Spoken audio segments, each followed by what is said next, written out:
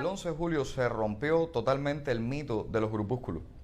Se dejó bien claro que hay una gran parte del pueblo de Cuba que está harta, que ya no quiere este pacto social que ha durado demasiado tiempo y que se ha oxidado, que está anquilosado, que es obsoleto, que ya entró en fase terminal de obsolescencia.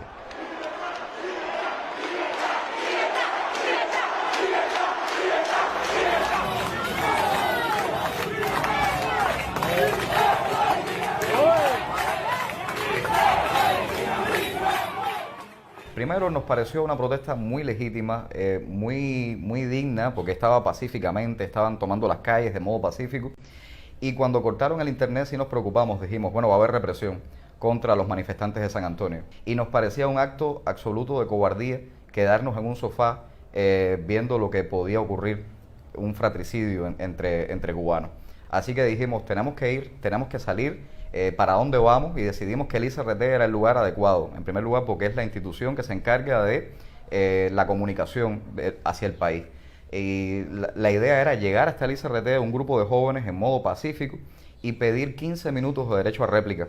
15 minutos para decir nuestra versión como parte del pueblo de qué era lo que estaba generando esas protestas. Para evitar todo eso desde la visión y desde la voz de un grupo de jóvenes que quiere cambios en el país, pero que quiere esos cambios por la vía sin sangre, por una vía pacífica, por una vía de consenso. Queremos saber la verdad, queremos saber la verdad, queremos saber la verdad, queremos saber la verdad, queremos saber la verdad. Y bueno, ya todos saben lo que pasó, salieron a repudiarnos en ese lugar, gritándonos horrores, los mismos horrores de siempre.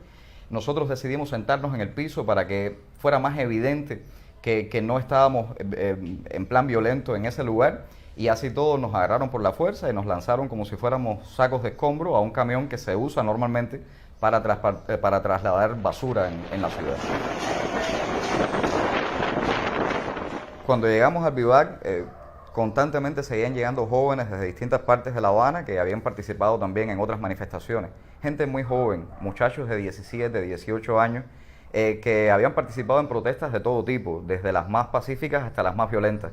Un muchacho, por ejemplo, que lo agarraron solo por estar cantando Patria y Vida en la calle. Otros muchachos que sí son de barrios un poco más marginales y estaban comportándose más, digamos, en fin, espera, déjame ver qué palabra encuentro para no ser despectivos con un sector de la sociedad que ha sido resultado de estos años de revolución, porque esos sectores marginales, esos barrios donde los jóvenes no tienen demasiadas alternativas, donde se reúnen entre ellos con punzones y cuchillos, eso es un resultado de una sociedad que lleva 60, un grupo que lleva 60 años en el poder de esa sociedad y que ha generado precisamente toda esa marginalidad.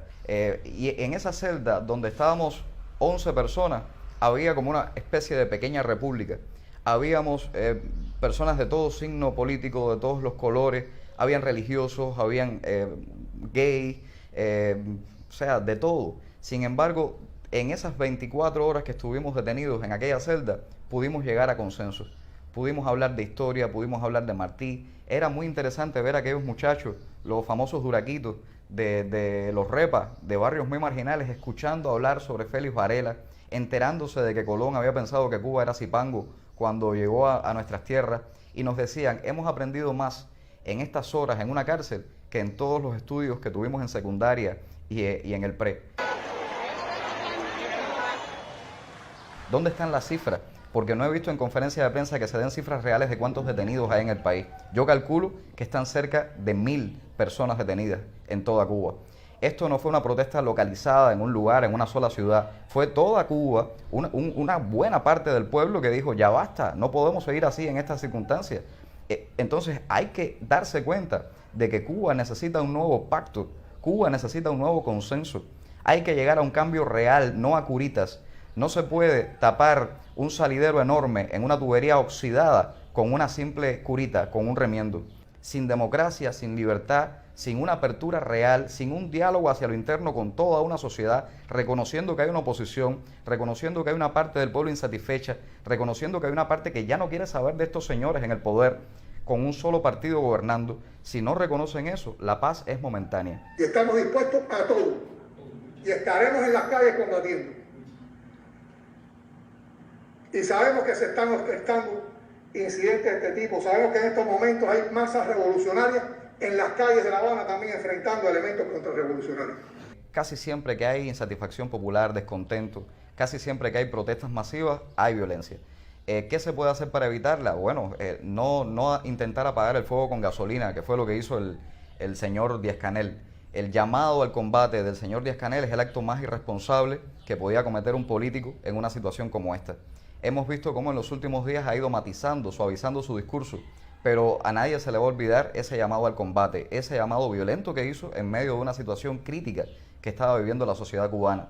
Por lo tanto, él es el responsable máximo de todos esos incidentes, de todos esos hechos violentos que ocurrieron en las calles. Entonces yo creo que la agudización de la crisis que está viviendo Cuba responde fundamentalmente a errores del propio gobierno.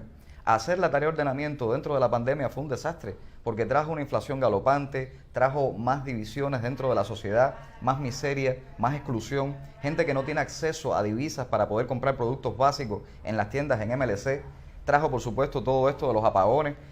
Cuba realmente en los negocios no es muy buena, se endeuda, no puede resolver sus problemas, pretenden controlarlo todo. Alguien me decía: Junior, tienes que valorar que el presidente no duerme pensando en la leche en polvo. Un presidente que no duerme pensando en la leche en polvo es un mal presidente, porque lo que debe crear son estructuras sociales, estructuras económicas, para que otros, gente muy eficiente, se encargue de que haya leche en polvo. Y entonces tú como presidente debes encargarte de que los más pobres, los más desfavorecidos, tengan acceso a ese tipo de productos, tengan algún tipo de ayuda del gobierno para paliar, digamos, su crisis personal, su crisis circunstancial. Pero no tú como presidente dejar de dormir pensando en cómo entrar un barco de leche en polvo, porque lo estás haciendo mal. El cambio real en Cuba va a ocurrir adentro y arriba, dentro del poder, allá arriba en esa cúpula. Cuando algunas personas ahí cobren dignidad y se den cuenta de que han traicionado a su propio pueblo, cuando muchas de esas personas revienten también su burbuja mental, entonces comenzarán a ocurrir cambios en Cuba. Y ya lo hemos visto, porque con los resultados de esta protesta, muchos artistas que hasta ayer no se atrevían a asumir una postura, lo están haciendo. La gente ha cambiado, la sociedad de Cuba cambió y nosotros no nos hemos dado cuenta. ¿Cómo hacemos dignamente para responder como cubanos en una situación como esta? Yo creo que la solución de Cuba está en acabar de reventar todas esas burbujas mentales que no nos dejan entender que Cuba cambió y que Cuba ahora mismo es otro país.